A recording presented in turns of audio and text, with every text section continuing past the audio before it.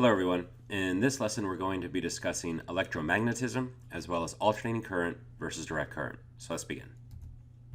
Now there is a distinct and well-known relationship between electricity and magnetism. Now I could go and sit here and try and explain it in words and in pictures, and it'd take me about 15 minutes or so to do a decent job. However, I was able to find this old 1950s, 60s era video on YouTube to explain how magnetism can create electricity incredibly well, and it's a very good visual, so it's only 3 minutes long. I'm going to show it as that primer into our lesson, so please just pay attention.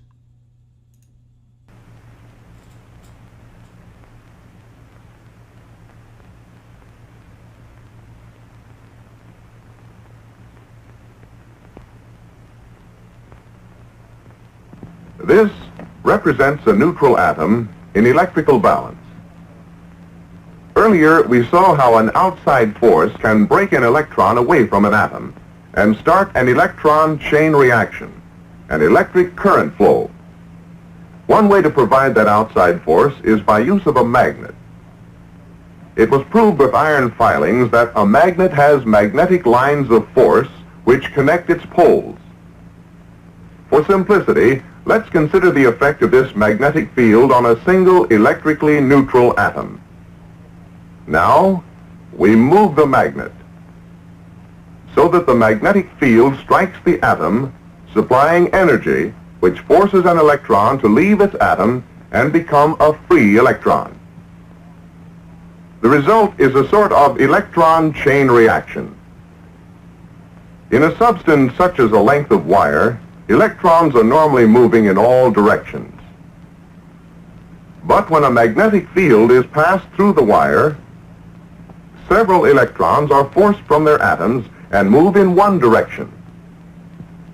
Now, in studying electricity, we're mainly interested in the movement of free electrons. So, for convenience, we'll look only at the action of electrons in the wire.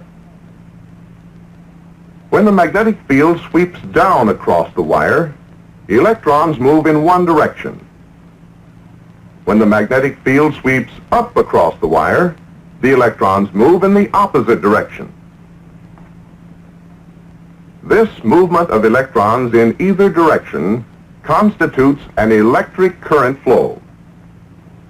If we move the magnetic field more slowly across the wire, fewer electrons are affected in a given period of time, and the electric current flow is decreased. And when we stop moving the magnetic field, the electric current flow stops, and the electrons again move in all directions. If this wire is connected to a meter, we find there is no electric current flow. When the magnetic field is moved down, this meter shows current flow in one direction. If the magnetic field is moved up, the meter shows current flow in the opposite direction. We can change the amount of electric current flow in several ways. Move the magnet faster, more current flows. Use a stronger magnetic field, still more current flows. Now coil the wire so that several turns are in the path of the field. Again, the current flow is increased. Stop moving the magnet, current flow stops.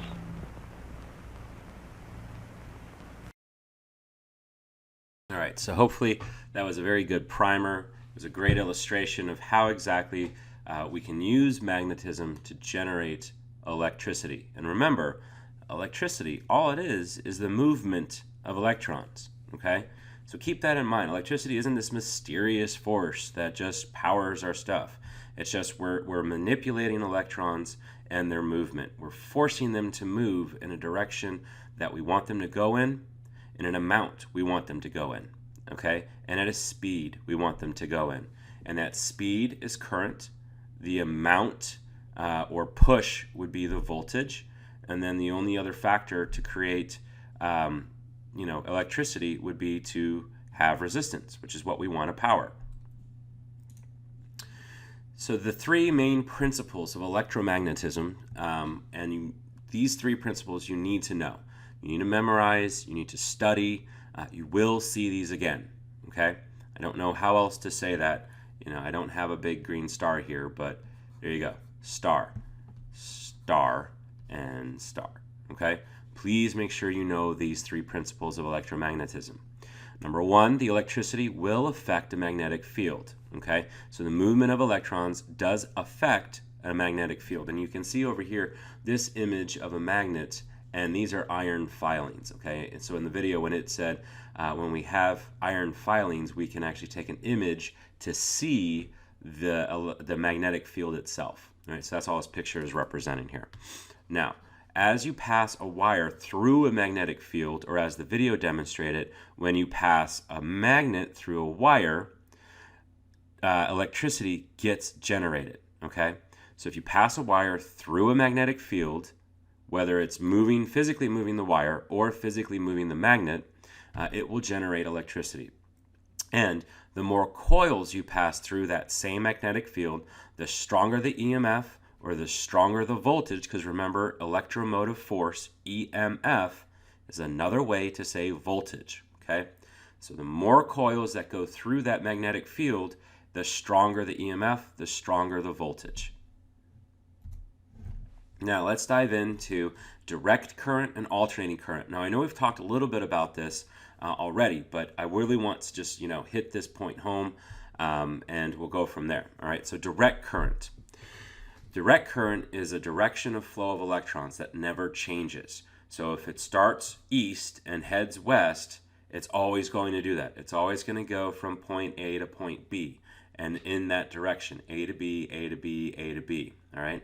The negative side wire always is the one that sends electricity. Remember when we're talking in the circuitry section where the batteries, the electrons always come out of the negative side and return back to the positive side. Most electronic devices use direct current, so your cell phones, your computers, your toaster ovens, all that stuff. They can be produced by batteries, static electricity, and then lightning. Now, a disadvantage to direct current is there is no way to vary the voltage. We can't step up the voltage and we can't step down the voltage, okay? Keep those terms in mind too as this lesson and the next lesson go along. You're going to hear that a lot with transformers, okay? So direct current, one flow of directions for electrons cannot vary the voltage. Whatever we produce, that's what we have to deliver, okay? Now, with alternating current, it's a cyclical flow of electrons. So what that means is it goes from this direction and back, this direction and back, this direction and back. And the frequency that this happens is called hertz. Okay? The frequency of this cyclical flow of electrons is called hertz. And in America, we operate at roughly 60 hertz. Okay? So in North America, each side of the circuit sends electrons about 60 times a second. So a light bulb, okay, it'll take that alternating current from the wall outlet, and then it'll have the electrons bouncing back and forth through the circuit 60 times a second.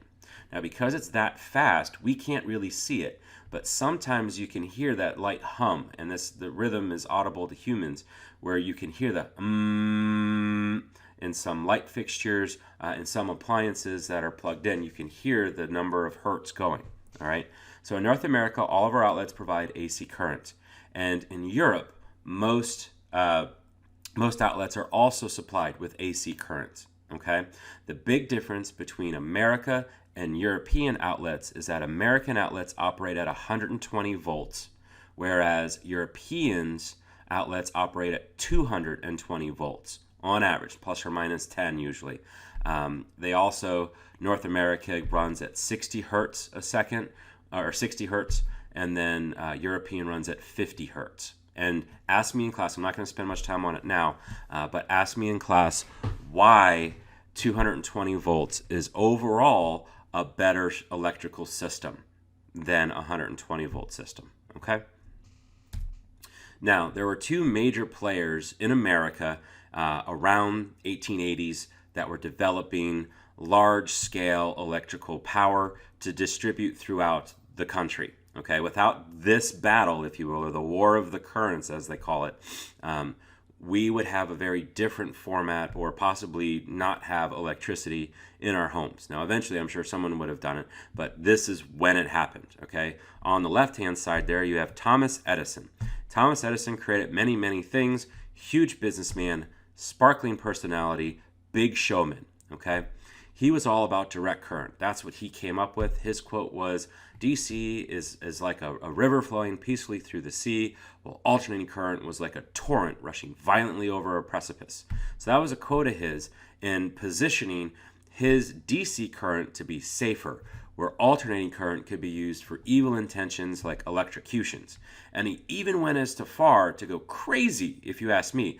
He went as far to take an alternating current generator, step up the voltage so much to where he electrocuted a live elephant and killed it.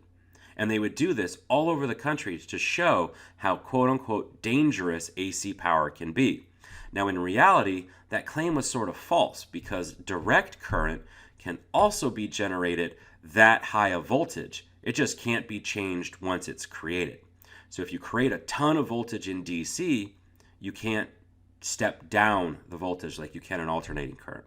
So that leads me over to George Westinghouse. Now, George Westinghouse was an American businessman who partnered up with Nikola Tesla.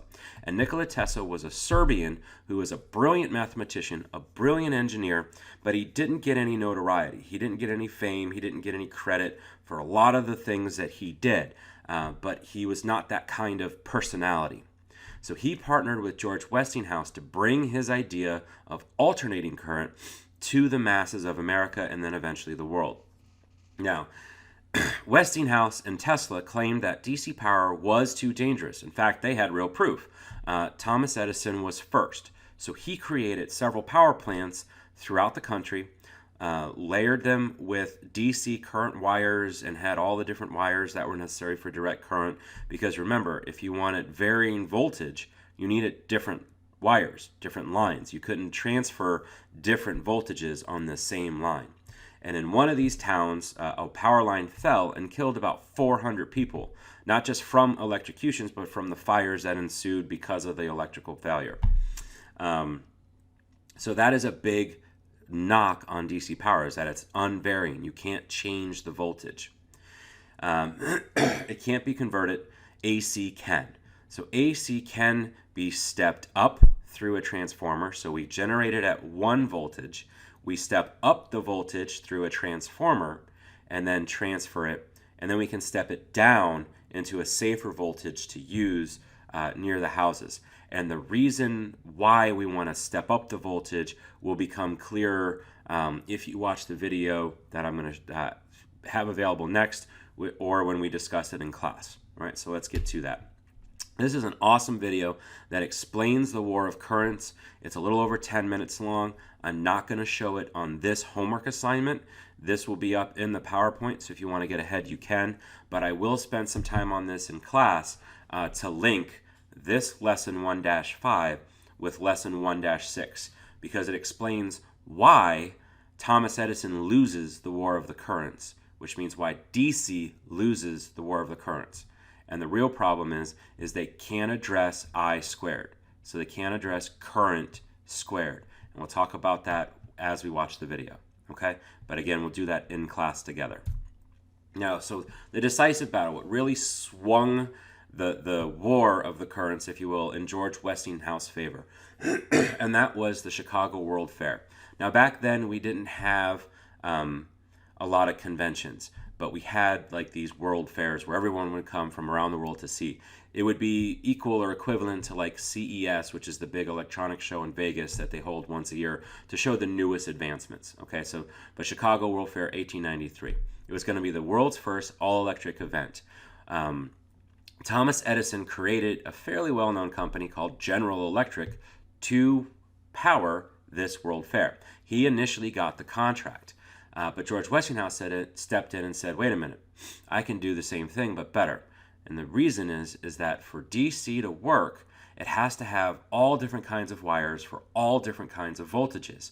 So it was going to cost over $1 million in 1893 terms to light this event. So imagine 1893, how much more money, more purchasing power $1 million had versus today. But Westinghouse said, well, I could do the same job for you with AC current for half the cost and a fraction of the wiring. Because of that, the Chicago World's Fair people gave Westinghouse the contract, and within 2 years, 80% of all electronics were made to handle and deal with alternating current. So there's your decisive battle. So why do you have each? Direct current, high voltage power lines. It's more efficient to have high voltage power lines because high voltage leads to lower resistance, but in reality, the true benefit comes from having low current, and we'll talk about that in a later time. Most of our appliances run off of direct current. They are batteries, but again, they can't be converted. Okay, they can't change the amount of voltage, just like alternating current can. So in the end, for now, alternating current is much greater for large-scale powering, for us to generate power at one central power plant and have that distributed to the neighborhoods and cities and stuff like that without having to have so many power plants. And we'll talk about that more in our next lesson. And so just a brief overview of sort of an intro to the next lesson before I leave you guys. We have what you're seeing here is a typical steam generator that would be in like a coal power plant. And we have our coal, there it is. Coal would go in here, okay? So any other fuel source, it would go in here and it would burn. So we would set it on fire and it would burn. That would boil up water, which creates steam. Steam would transfer up this tube, heat loss would go off here. So if you ever see a coal plant with a lot of like white cloud stuff, that's this stuff, that's the steam leaving, okay? But most of the steam gets transferred into this turbine where it gets turned, okay? And it turns this turbine around and around and around really, really fast into a generator. And a generator has a magnet that rotates around a whole bunch of copper wire.